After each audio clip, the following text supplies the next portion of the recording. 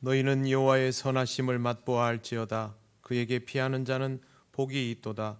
너희 성도들아 여호와를 경외하라. 그를 경외하는 자에게는 부족함이 없도다. 아멘. 찬송가 17장 하나님께 찬양드립니다.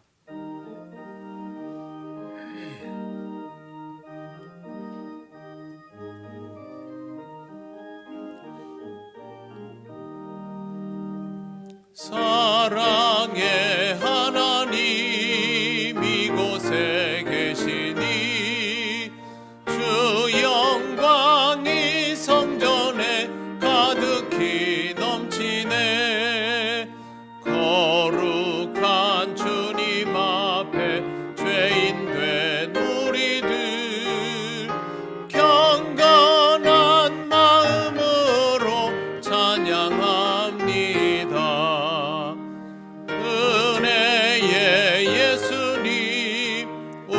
죄인하여 속죄의 큰 사랑을 이루어 주셔서 율법의 멍에에서 해방해 주시니 복음의 자유 누림 감사합니다. 위로의 성령님 우리의 마음에 늘 함께 계시오니 큰 힘이 됩니다. 슬픔도 두려움도 넉넉히 이기니 이 세상 끝날까지 함께 하소서.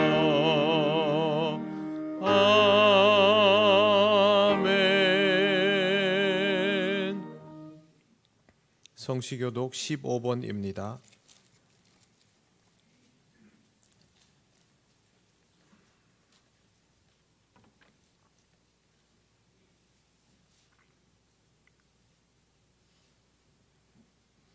여호와는 나의 빛이요 나의 구원이시니 내가 누구를 두려워하리요.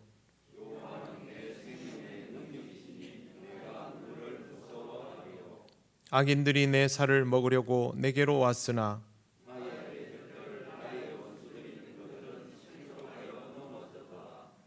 군대가 나를 대적하여 진칠지라도 내 마음이 두렵지 아니하며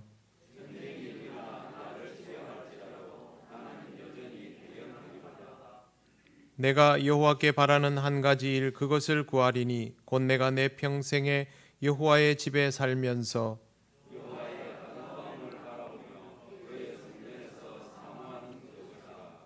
여호와께서 환난 날에 나를 그의 초막 속에 비밀히 지키시고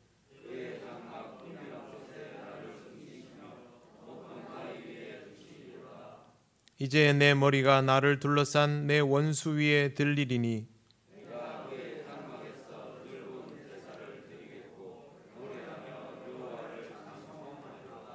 아멘.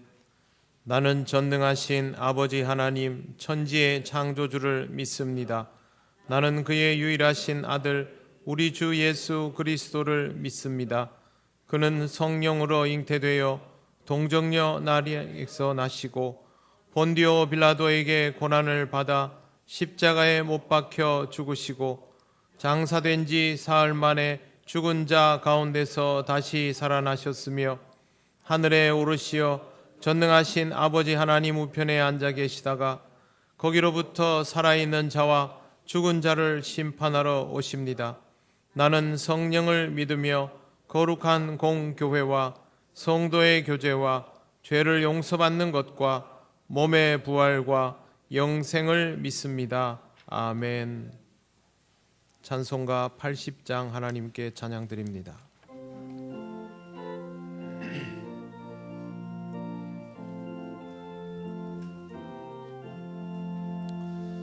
천지에 있는 이름 중 귀하고 높은 이름 주 나시기 전 지으신 구주의 이름 예수 주 앞에 내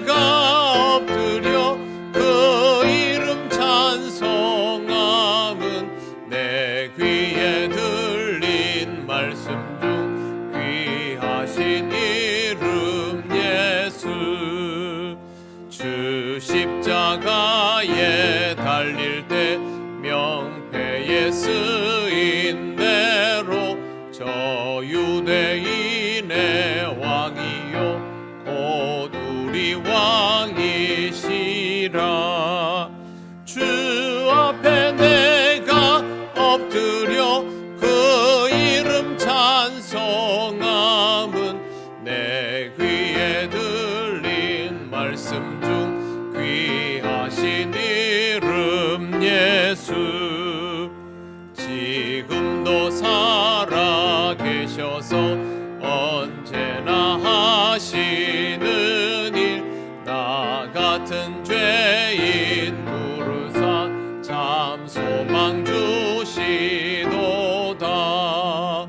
주 앞에 내가 엎드려 그 이름 찬송함은 내 귀에 들린 말씀 중 귀하신 이름 예수. 주 예수께서 영원히 어제나 오늘이나 그 이름으로 우리에게 참 복을 내리신다. 주 앞에 내가 엎드려 그 이름 찬송함은 내 귀에 들린 말씀 중 귀하신 이름 예수. 아멘.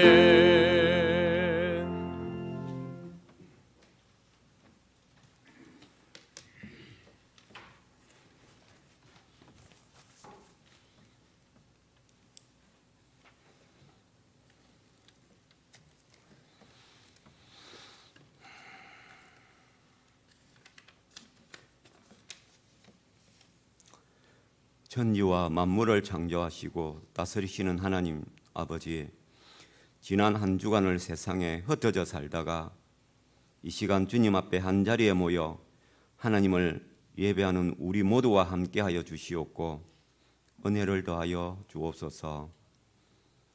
우리의 심정을 주께 아릴 때 연락하여 주시고 응답하여 주옵소서.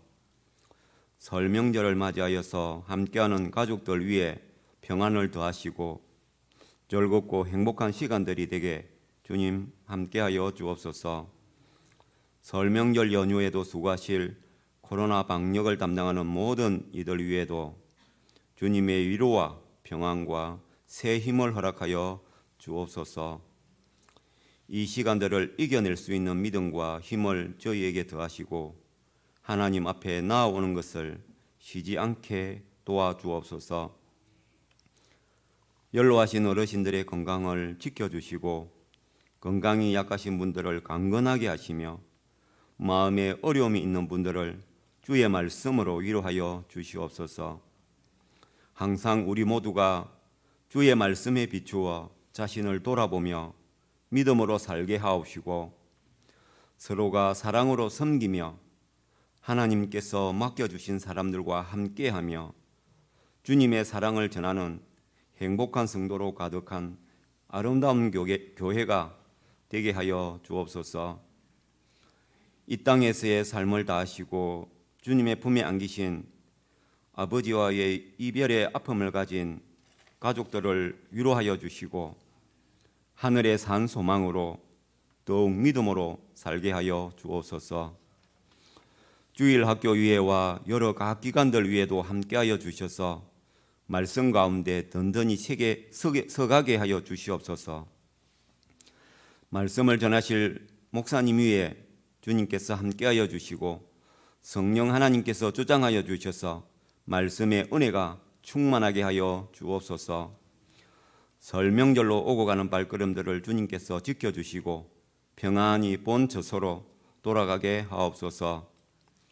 우리들을 한없이 사랑하여 주셔서 십자가의 생명을 내려놓으시고 보혈을 흘리사 우리를 죄 가운데서 죄의 사망 가운데서 생명으로 옮겨주신 우리의 구주가 되시는 예수 그리스도의 이름으로 기도드립니다. 아멘.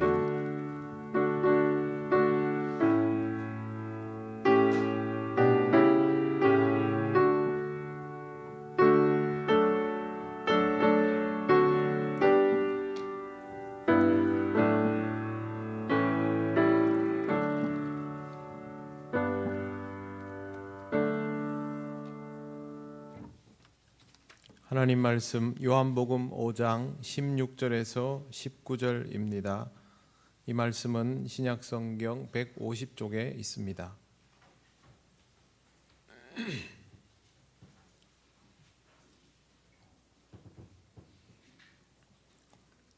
요한복음 5장 16절에서 19절 말씀을 봉독합니다.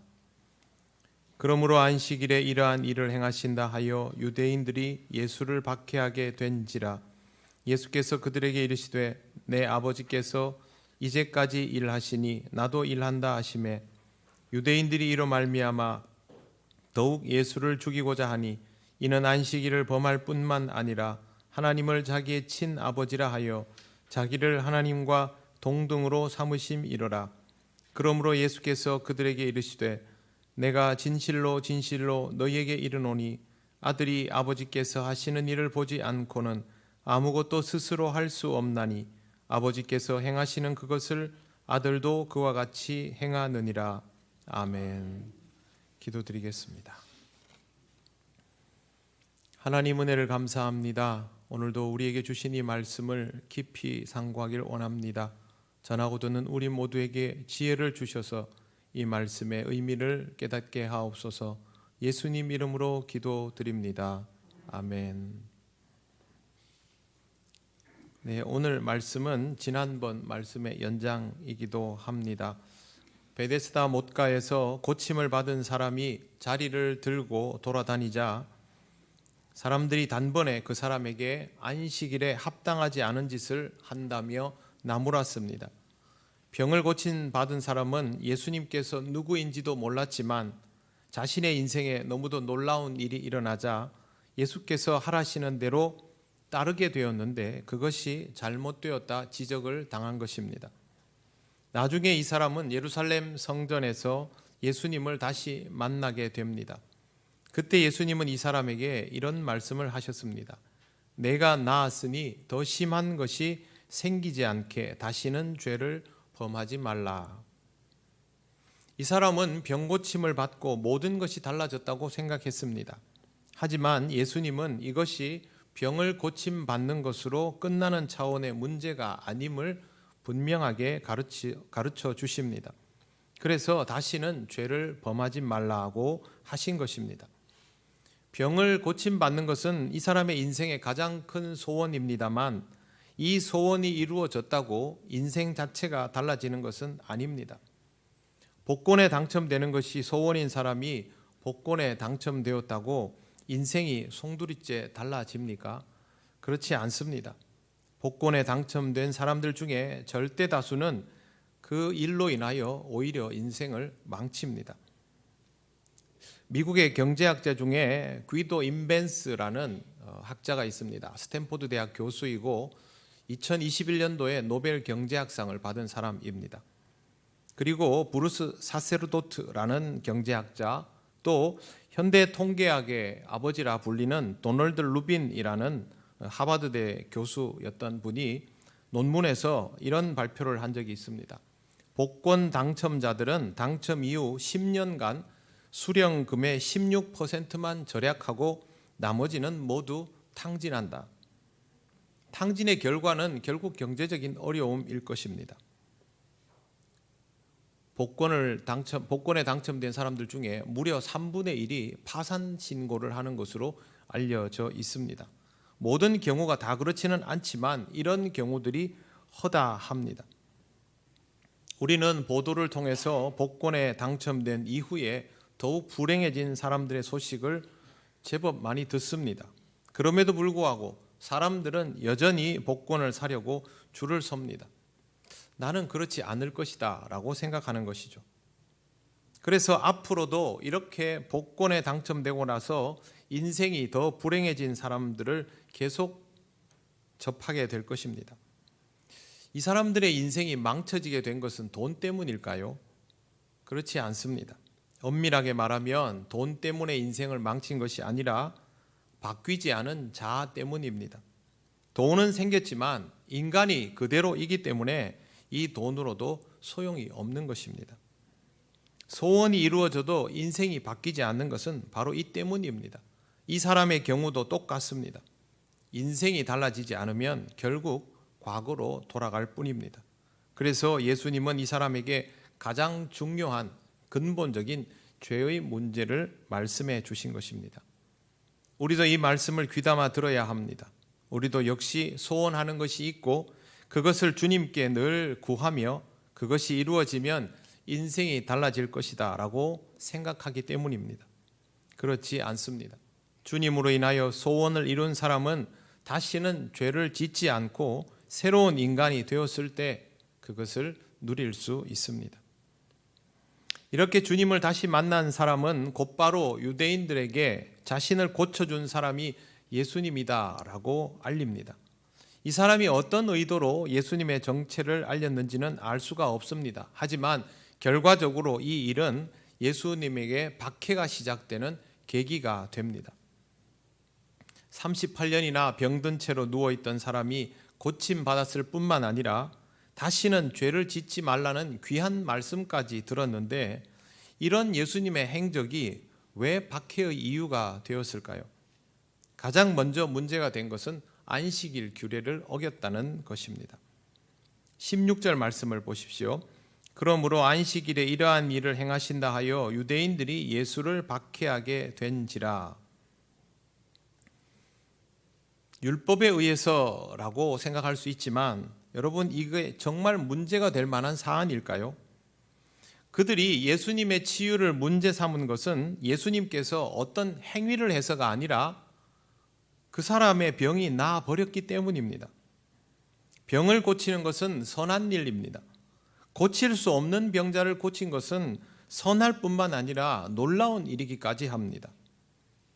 그리고 이런 일은 하나님의 능력을 입지 않고서는 불가능한 일이라고 유대인들은 다 알고 있습니다. 그렇다면 어떻게 이런 일이 일어났을까? 하나님의 도움 없이 이런 일들이 가능할까라고 생각하는 것이 상식적인 것 아닙니까? 베데스다 못에서 물이 움직여서 아픈 사람이 낫게 된 것만으로도 천사가 일을 한다고 확신하는 사람들이 자기들 눈앞에서 예수님이 불치병 환자를 고쳐서 멀쩡하게 걸어다니게 하는데 왜 거기서는 하나님 생각을 못하는 것일까요? 율법 때문입니다. 안식일에는 목숨이 위태로운 사람만 고칠 수 있다라는 것, 그것 때문입니다. 물론 38년 된 병자는 당장 목숨이 위태로운 것은 아닙니다. 하지만 여러분, 38년간 이렇게 병에 걸려 있으면 그게 산 목숨입니까? 살아도 산 것이 아니죠. 예수님은 그걸 아셨기 때문에 병을 고쳐주셨는데 유대인들은 이 사람이 얼마나 고통스럽게 지내왔는지는 관심도 없습니다. 오직 예수께서 안식일에 아픈 사람을 고쳐버렸다는 것만 문제를 삼는 것입니다. 그의 능력은 인정하는데 율법을 들이미는 것이죠. 그런데 이 사안의 핵심은 정작 다른 데 있습니다. 그것은 바로 이 사람들이 예수님을 하나님의 아들이라고 믿지 않는 것입니다. 안식일에 아무도 일을 하지 않지만 하나님의 종들은 일을 합니다. 제사장들은 일을 합니다. 하나님이 일을 하는 것이죠. 하나님의 종은 하나님의 일을 할 수 있도록 허락된 날이 안식일 아닙니까? 그러면 하나님의 아들이 하나님의 일을 하는 것이 위법일까요? 그럴 수가 없습니다. 하나님의 아들은 하나님의 아들로서 당연한 일을 하는 것입니다. 문제는 이 사람들이 예수께서 하나님의 아들이신 것을 받아들이지 않는다는 것이죠. 물이 돌고 병자가 고침을 받는 것을 보고 천사가 일을 하고 하나님의 일이 이루어졌다고 하는 사람들이 이러한 것들도 없이 불치병 환자가 똑같은 자리에서 병고침을 얻었는데도 불구하고 지금 이 사안을 깨닫지 못하는 것입니다. 예수께서 하나님의 아들이신 것을 알았다 하더라도 이 사람들이 율법을 들이밀면서 이렇게 할까요? 못합니다. 그래도 안식일인데 하나님의 아들이라면 안식일부터 지켜야지요. 이렇게 말한다면 정신 나간 사람들이죠. 하나님의 아들이 하나님의 날에 하나님의 일을 한다는데 누가 뭐라 하겠습니까? 기업의 대표 아들이 평소에 일을 하고 직원들이 잔업을 다 치르지 못하자 휴일날 나와서 사무실에 앉아서 미뤄진 일들을 혼자서 처리를 한다고 합시다. 그러면 그 회사의 간부들이 대표 아들에게 쉬는 날은 쉬어야지 왜 규정을 어기면서 나와서 일을 합니까? 그렇게 이야기할까요? 그러지 않습니다. 우리 대표님 아들은 직원들 일 안 시키고 자기가 쉬는 날 나와가지고 못다한 일들 다 해주네. 나중에 저분이 대표님 되면 우리 회사 얼마나 잘 돌아갈까? 이게 당연한 생각 아닙니까? 똑같은 경우입니다. 예수께서 하나님의 아들이신 것을 제대로 알았다면 이 사람들은 안식일 규정을 들이미는 이런 식의 반응을 보이기보다는 엄청나게 환대를 하고 잔치를 열고 호산나 외쳤을 겁니다. 그런데 그렇게 하지 않습니다. 하나님의 아들이라는 생각을 조금도 하지 않기 때문입니다. 하나님의 아들은커녕 하나님의 종이라고도 생각지 않습니다. 천사가 안식일에 일을 하면 위법일까요? 제가 성경 구절 읽다가 그 생각이 들었습니다. 만약에 안식일에 베데스다 못에 물이 막 돌았습니다. 그래서 그 옆에 있던 사람들 중에 한 명이 뛰어들어가서 병을 고침받았습니다. 그러면 그 사람 보고 너 왜 안식일에 거기 뛰어들어가느냐 얘기하겠습니까? 못하지요. 하나님이 천사를 시켜서 만들어 놓은 상황인데, 그런데 왜 예수님에게는 다짜고짜 안식일 규정부터 듭입니까? 문제는 딱 한 가지입니다. 안식일이라서가 아니라 예수님이 하나님의 아들이라고 생각지 않기 때문에 그렇습니다. 하나님의 아들은커녕 하나님의 일꾼이라고도 생각하지 않죠. 그래서 예수님께서 이 말씀을 하십니다. 17절을 보십시오. 예수께서 그들에게 이르시되 내 아버지께서 이제까지 일하시니 나도 일한다 하시매. 안식일 얘기 한마디도 안 하십니다. 아버지가 일하시니 나도 일한다. 하나님 아버지께서 지금까지 일하셨고 그래서 내가 연장 근무를 하는 것이다. 이렇게 말씀하시지 않습니까? 너무도 절묘한 설명입니다. 베데스다 목가에 누워있는 병자를 고치는 일은 하나님의 일임에 틀림없습니다.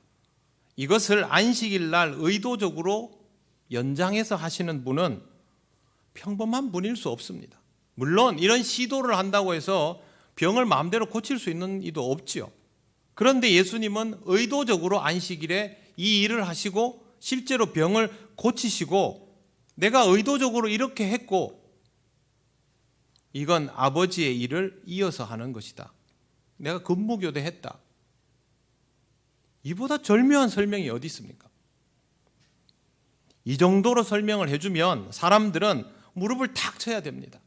내 그럴 줄 알았다. 저분이 보통 분이 아니라고 생각했는데 저렇게 놀라운 일을 행하시고 확실한 설명까지 해주시니 틀림없는 하나님의 아들이시네. 이렇게 나와야 됩니다. 그런데 유대인들은 그렇게 하지 않습니다. 오히려 더 분개하여서 예수님을 죽이려고 합니다. 18절 말씀 보십시오.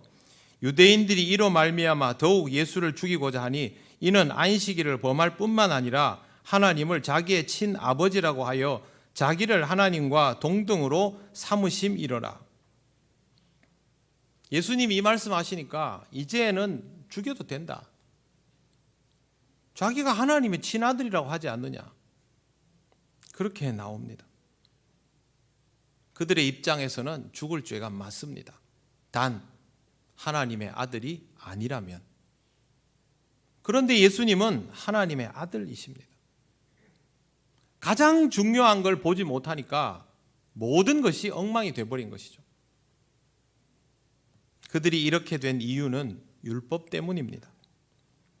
율법은 하나님의 말씀입니다. 다르게 설명드리면 보이지 않는 하나님을 알아볼 수 있도록 주신 말씀입니다. 이 율법을 유대인들이 그토록 열심히 지켜온 이유는 하나님의 명령 때문이기도 하지만 하나님의 역사를 알아차리고 그 역사에 잘 반응하기 위해서이기도 합니다. 그 중에 가장 중요한 것이 하나님께서 메시아를 이 땅에 보내시면 이 메시아를 제대로 맞이하여서 하나님 나라를 이루어가는 데 있습니다. 그런데 바로 이 율법으로 하나님의 아들을 알아보지도 못하고 있다는 것은 그들이 지키고 있는 율법이 그들에게서는 쓰임새가 이미 상실되었다는 뜻이죠.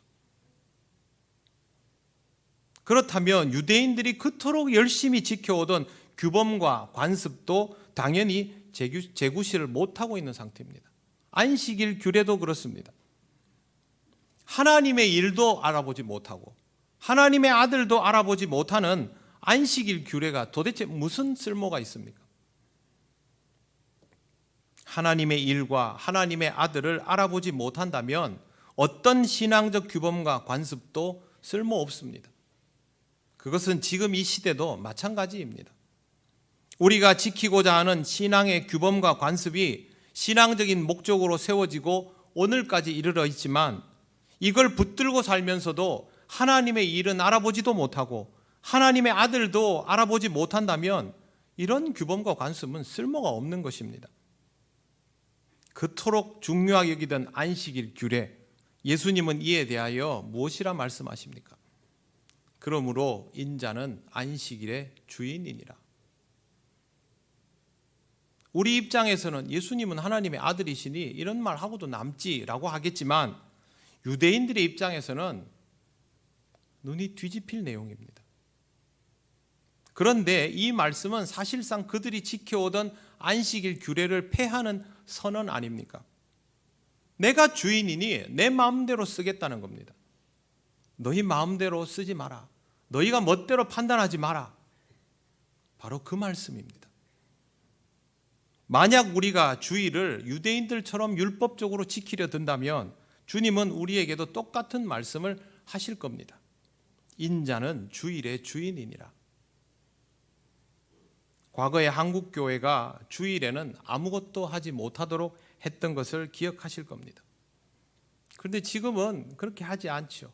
아무 말도 하지 않습니다. 문제는 요즘은 주일 성수도 제대로 하지 않는다는 데 있습니다. 그러니까 사람들이 이런 말을 합니다.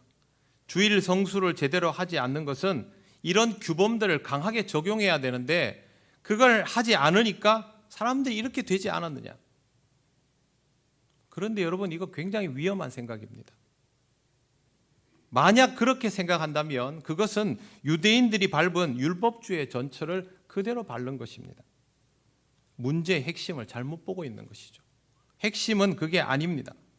예수님이 주일의 주인인 것과 예수님이 하나님의 아들인 것을 믿지 않기 때문에 주님의 날을 지키지 않는 겁니다. 주일을 지키지 않는다라는 말은 주일에 교회에 나와서 예배도 드리지 않고 자기 멋대로의 인생을 살아가는 것도 해당이 되지만 주일에 교회에 나와서 있으면서도 주님의 일을 주님의 일답지 않게 하고 자기 판단대로 일을 하는 것도 포함이 됩니다.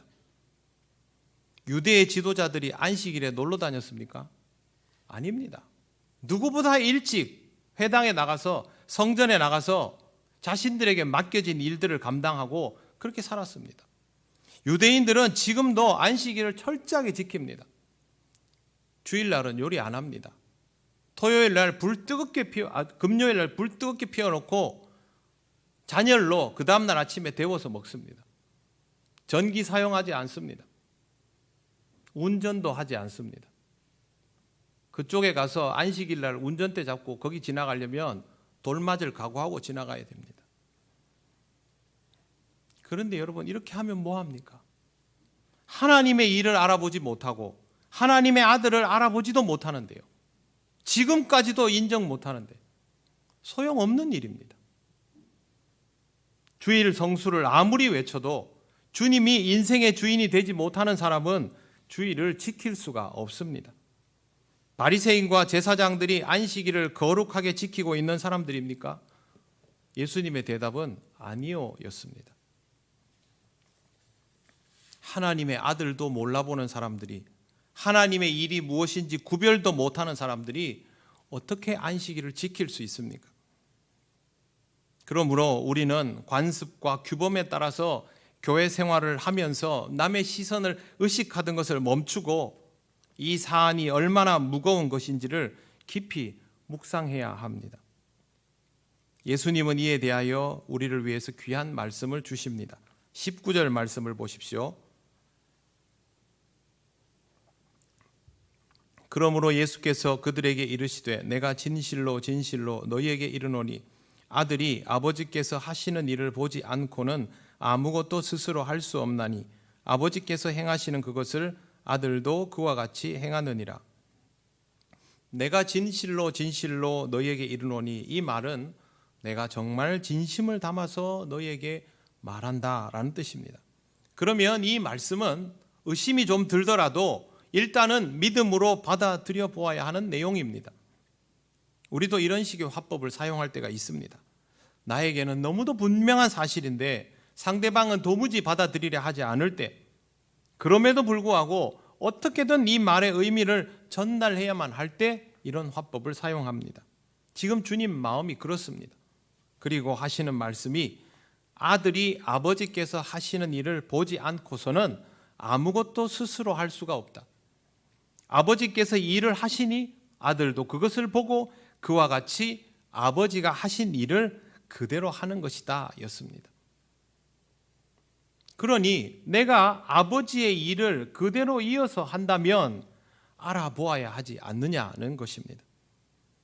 예수님께서 외형적으로는 전혀 하나님의 아들답지 않아 보일 수 있습니다. 유대인들이 예상했던 것과는 너무 다른 모습이니까요. 그렇다 하더라도 내용이 하나님의 아들다우면, 말씀과 행위가 하나님의 아들다우면 믿음으로 받아들여야 합니다. 그러려고 안식일도 지키고 모세 오경도 달달 외우고 하루에도 몇 번씩 기도했던 거 아닙니까? 하나님의 아들 예수 그리스도는 하나님의 자녀에게 항상 진심을 다하여 말씀하십니다. 아버지께서 행하시는 그것을 아들도 그와 같이 행하느니라. 십자가에서 죽으시고 부활하신 예수 그리스도는 이제 영으로 우리에게 임하셔서 우리 안에서 하나님의 일을 하시고 하나님의 말씀을 생각나게 하십니다. 그렇다면 우리는 우리 안에 일어나는 일들과 우리 마음에 일어나는 감동과 우리에게 들려지는 말씀을 통하여 하나님의 아들이 내주하시는 것을 알아차려야 합니다. 그동안 주의를 지키고 성경을 열심히 읽고 많이도 기도했던 이유가 바로 이런 것들을 알아차리기 위해서 아닙니까?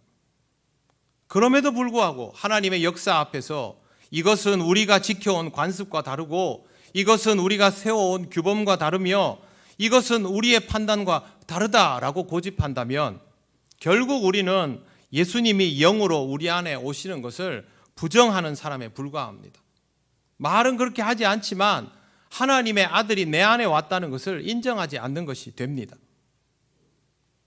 예수님께서 내 안에 거하시면 그 예수님께서 하나님의 아들이신 것이 제대로 믿어지기 시작하면 우리는 하나님의 말씀을 거역할 수가 없습니다. 그분을 향하여 지금은 때가 아닙니다. 지금은 할 수가 없습니다. 지금은 그렇게 하는 것이 옳지 않습니다. 이렇게 말 못합니다.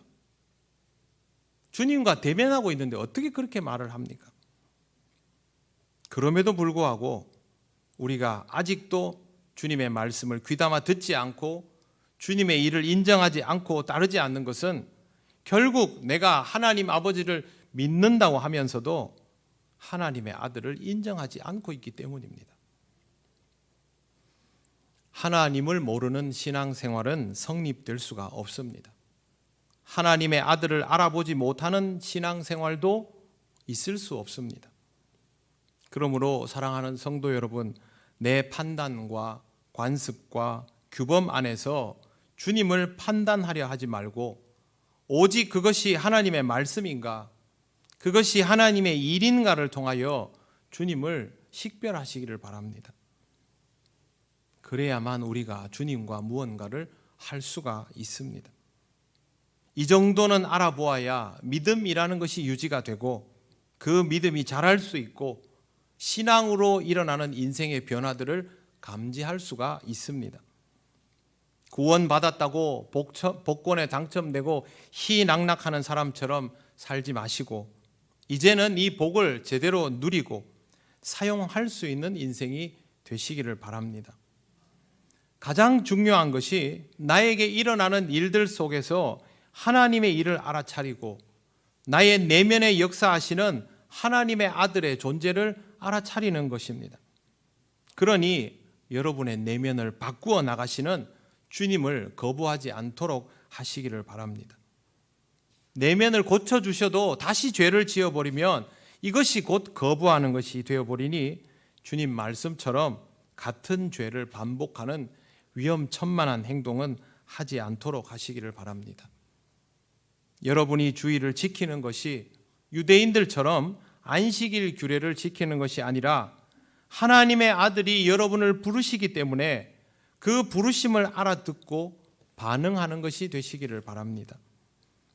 여러분이 교회에서 봉사하는 것이 교인으로서의 의무를 지키는 것이 아니라 하나님의 일이 무엇인지를 알게 되었기에 그 일에 참여하기 위하여 자발적으로 반응하는 것이 되시기를 바랍니다.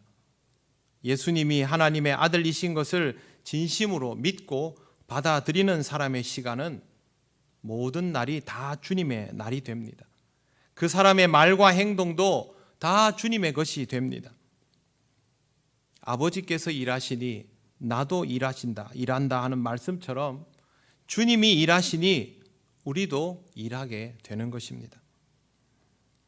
예수님이 하나님의 아들이라는 정보를 가지고 교회를 왔다 갔다 하지 말고 예수님이 하나님의 아들이라는 사실을 믿으며 신앙생활을 하시기를 바랍니다.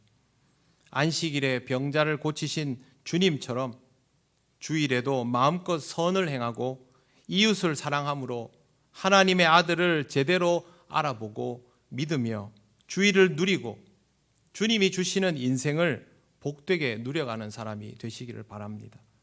하나님께서 이 땅에 예수 그리스도를 보내어 주신 이유는 알아볼 뿐만 아니라 믿고 따르며 닮아가게 하시려는 것입니다.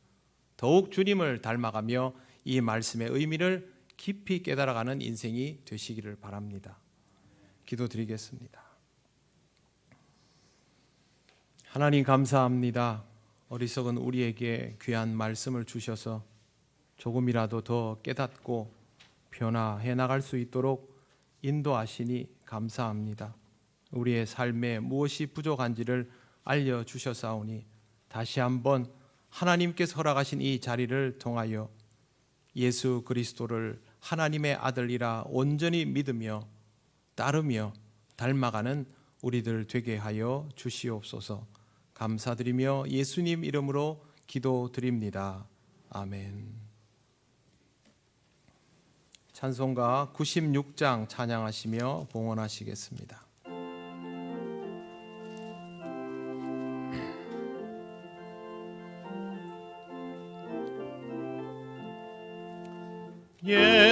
예수님은 누구신가? 오는 자의 위로와 없는 자의 풍성이며 천한 자의 높음과 잡힌 자의 노임되고 우리 기쁨 되시네. 예수님은 누구신가? 약한 자의 강함과 눈먼 자의 빛이시며 병든 자의 고침과 죽은 자의 부활되고 우리 생명 되시네. 예수님은 누구신가? 주한 자의 정함과 죽을 자의 생명이며 죄인들의 자의 구원되고 우리 평화 되시네. 예수님은 누구신가? 온 교회의 머리와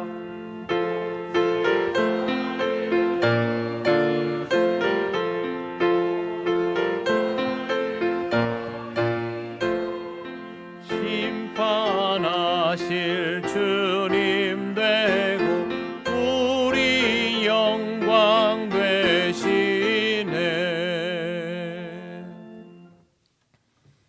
하나님 감사합니다. 오늘도 하나님 앞에 기쁜 마음으로 예물을 드립니다.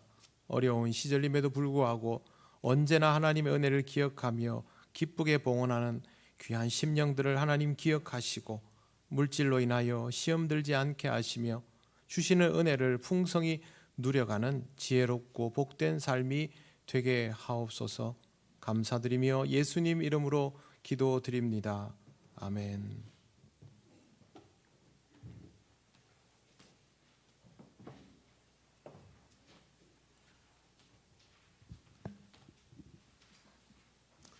예배에 나오신 모든 분들을 환영합니다.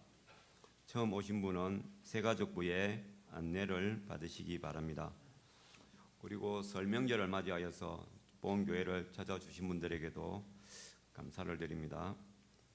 예배입니다. 전 교인 첫날 새벽 기도회가 6월 1일 설날 당일날 오전 5시 30분 제1교육관에서 있겠습니다. 안내입니다. 설 가정 예배 순서지가 필경대 위에 준비가 되어 있으니 필요하신 분들은 가져가시기 바랍니다. 그리고 2월 성경 읽기표가 필경대에 준비되어 있습니다. 그리고 장례가 있었습니다. 신기자 권사님의 부친께서 지난 24일 별시하셔가지고 26일 수요일에 장례를 치루었습니다. 유가족에게 하나님의 위로하심이 있기를 바랍니다. 그리고 김 부종장로님, 신기자 권사님 가정에서 감사의 떡을 제공해 주셨습니다. 그리고 2월 안내위원과 함께 나눌 기도 제목 좋은 습관 가지기 캠페인은 주보를 참조해 주시면 되겠습니다. 이상입니다.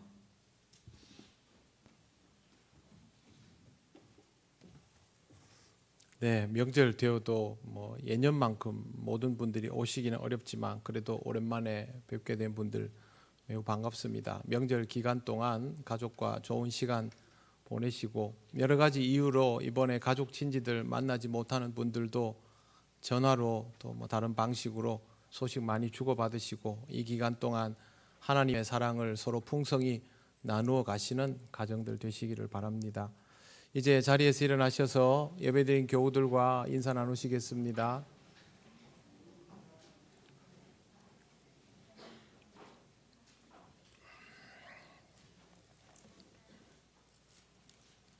찬송가 635장 주기도문 찬양 드립니다.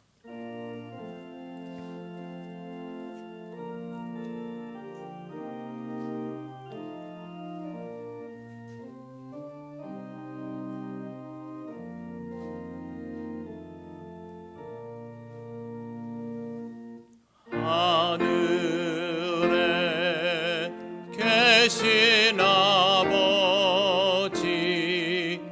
이름 거룩하사 주님 나라 임하시고 뜻이 이루어지이다. 일용할 양식 주시고 우리들의 큰 죄 다 용서하옵시고 또 시험에 들게 마시고 악에서 구원하소서. 내게 주의 나라 주의 권세 주의 영광 영원히 아멘.